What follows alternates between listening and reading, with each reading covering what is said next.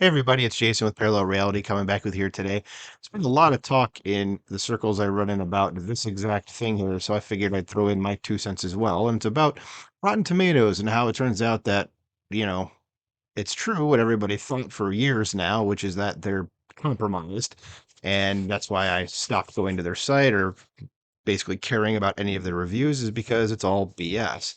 So this article is from Breitbart. It is dated September 7th. It's from John Nolte, and I've mentioned John Nolte is one of my favorite writers today, and he writes a lot about entertainment stuff, mostly movies, so this is right up his alley too. So we'll see if I agree with him. And he says, movie sucks, so the media attacked Rotten Tomatoes.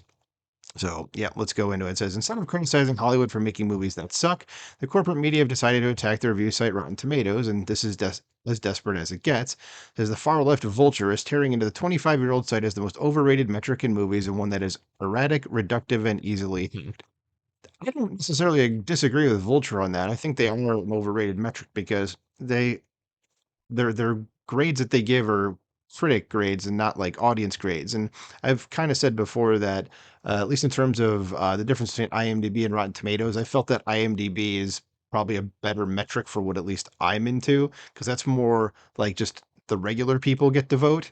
And I know you can on Rotten Tomatoes too, but the real score that they show to people, like if a movie gets a 90% critic score and like a 50% audience score, they'll be like, oh no, this movie got a 90, and that's what they go with. So it's like they don't really publicize the audience score, even though you can go to the site and see it. But as for it being erratic and reductive, I don't really know. Easily hacked, I've heard that yes, it can, but let's keep going. It says launched in 1998, Rotten Tomatoes invites movie critics, now in the thousands, to file their reviews, which are then assigned a fresh or a rotten rating. If at least 60% of reviewers like the movie is given a fresh rating, and below 60% leaves you with a rotten rating. Yep, simple enough. It says, in other words, Rotten Tomatoes is a review aggregator with a binary good, bad result. Vulture spends about 3,000 words rehashing past criticisms from the likes of Martin Scorsese. There's also a sordid tale of a small distributor offering $50 for reviews and convincing some of those paid reviewers not to publish their negative reviews on Rotten Tomatoes, resulting in a higher score. Yeah, so that's not good. That's a bit corrupt. Says there's also a ton of lament for the lost world of the influential critic, along with frustration over Hollywood tailoring its movie and television content to earn a fresh score. But the real question is, why now? So Rotten Tomatoes has been Rotten Tomatoes for 25 years, and Rotten Tomatoes has been highly influential for over 15 years. So why now? Why attack this now? It says, let's begin with some disclosure. Number one is from the author. It says, I'm not a fan of Rotten Tomatoes. Two, although I qualified more than 15 years ago, I have not joined Rotten Tomatoes. Not cutting that out. Number three, I have never been paid to write a review. Four, but that's only because no one is offered. Says with very rare exceptions, I find that 99.9% of Rotten Tomatoes reviewers fall into three categories. One, didactic leftists who review from a political rather than artistic point of view. That's very true. You'll see a lot of reviews on Rotten Tomatoes where people are like, well, there's too many white people in the movie. It's not diverse enough, and so bad. And you're like, but was the movie any good though? Like, I mean, it could be like the new Citizen Kane, and they'd be like, "Oh, there's too many white people. It's bad." And I've seen that, so yeah, I totally agree with that. It says two studio suck-ups who love the swag, and yeah, you can actually go find interviews. I know Yellow Flash has played it on his channel quite a bit in his videos about. There's one guy who essentially said like, you got to play along sometimes, and that means giving a movie a good grade when you didn't really like the movie. That way you can still get stuff, stuff like that. And number three, a combination of one and two. Yeah. So no, I'm not a fan, and Rotten Tomatoes has failed so often in guiding my choices that I don't bother looking anymore. Yeah, I stopped looking years ago. And the main reason that I stopped going to Rotten Tomatoes was after I saw, or I shouldn't say after I saw, I didn't see Captain Marvel, but it was after I saw the voting for Captain Marvel, or the score kept going, like it just kept changing. And I mean, not in like the reviews are coming out, so it's just changing based on that. But I mean, like it'd be like well after the movie was over, and you're like, why did this just like jump up? Where did some of these reviews go?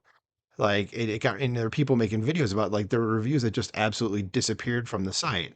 And I was like, so you can't count on Rotten Tomatoes because they're artificially pumping up the score of this movie. And and even if it's just one time, that's enough to make me go, yeah, you can't trust you guys anymore, because if you're doing it once, you've probably done it with other movies. Then they did it with Black Panther as well. I mean, I think Black Panther, as of today, as much as I like the movie, and I did like the movie, in fact, I own it on Blu-ray as well. I think it still might be the highest critic score for a Marvel movie on Rotten Tomatoes, and that just shouldn't be a thing because it's not the best Marvel movie. So then you got to go ask yourself, why does it have the best score? But we'll keep going. It says the site's biggest problem is that woke left-wing garbage is graded on an affirmative action curve. That could explain what I was just saying about that certain movie. 'Cause as far as me not joining Rotten Tomatoes, that's only because I think joining is stupid. But back to the question of why now? So there are three answers to that question. The first being the easiest. Disney. Because over the last 18 months or so, almost all of Disney's movies and streaming shows have been getting murdered at Rotten Tomatoes and by extension in the ratings and box office. It's because they're making crappy movies and TV shows. So when the Disney grooming syndicate is unhappy, the earth rattles as corporate media sycophants strap on battle gear. Tell me what else has changed over the last 25 years? It says that's it. That is all that has changed. Disney's fortunes have reversed. Says what? For 30 years, Siskel and Ebert delivered their verdicts with thumbs up, thumbs down. For 25 years, Rotten Tomatoes has done the same with Fresh and Rotten, but only now is binary judgment an obscenity against art.